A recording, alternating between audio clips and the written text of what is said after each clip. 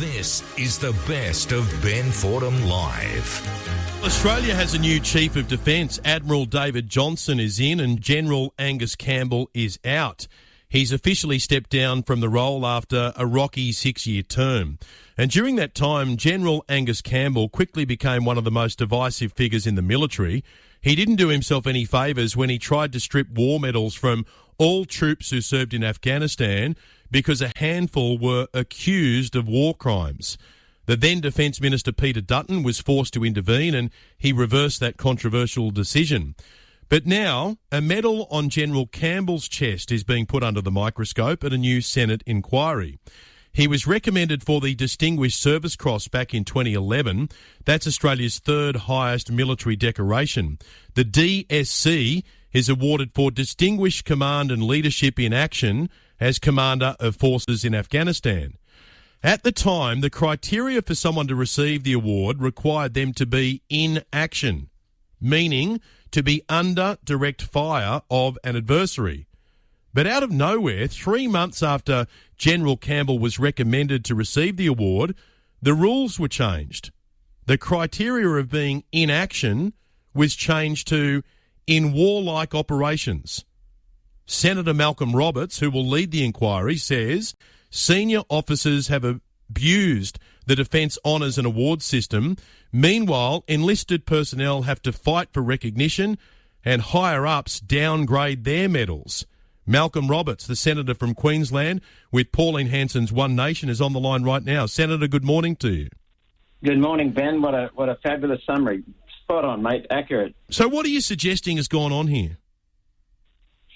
What I'm suggesting is that these senior officers, the top brass of our Australian Defence Force, are looking at medals as a way of rewarding each other. They just seem to think it's an entitlement that comes with their salary package. But what we're really looking for is some integrity with regard to the way that the rank and file, the serving enlisted soldiers are treated, because they're not getting their medals.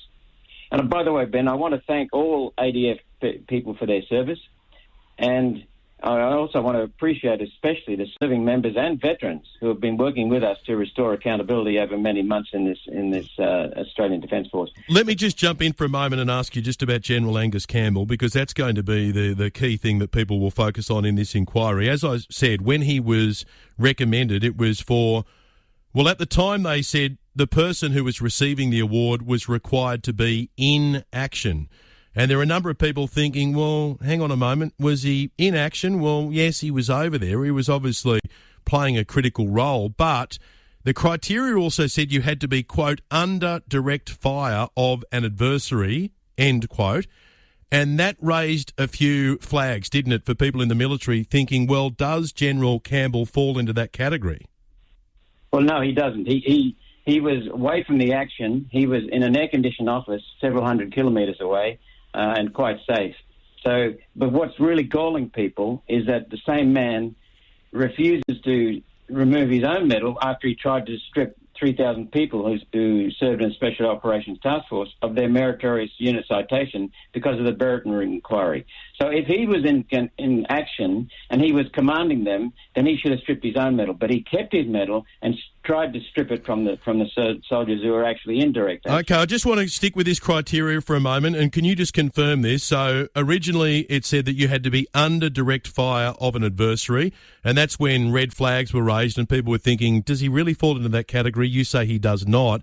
Then, 3 months after he was recommended to receive the award, the rules were changed and the criteria changed from inaction to in warlike operations. Is that right? That is correct, Ben. You've said it so well, as I've said before. You've said it so well today. It's perfect. Okay, so was he in warlike operations? Well, he was in the Middle East. He was in near Afghanistan, near the theatre of war, but he wasn't actively involved in the war. Why did they change the criteria?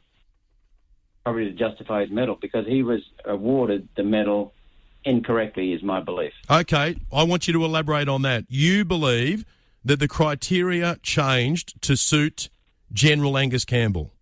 That's what it looks like, Ben, and that's what a lot of troops are saying, and they're saying that the top brass are getting medals not not justified, and they're missing out themselves down in the lower ranks. And there had been requests. People had asked questions when the criteria was in action.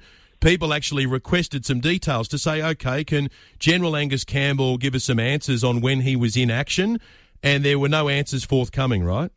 Correct. He was mute. There was nothing coming. All right. So will he appear before this inquiry? That's up to the Senate inquiry to justify. I won't be leading the inquiry. I will be a participating member on it, but it's a standing inquiry, standing committee that's already got 6 members appointed. But I'll be participating in it as an additional participatory member. But that's up to the inquiry, and the Senate inquiry. If they want to call General Campbell, they can force him to come. They can subpoena him if necessary. How do you sum up his time leading the Defence Force? Shambles, mess. The rank and file, the morale in the Australian Defence Forces is atrocious.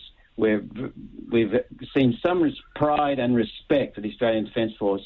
We need that to be restored. And the troops who are talking to us, and there are many, are saying we're absolutely correct, and that the morale is low, the turnover is high, the recruitment is falling. We have more people leaving than coming to the Australian Defence Force at the moment. We're going backwards in numbers.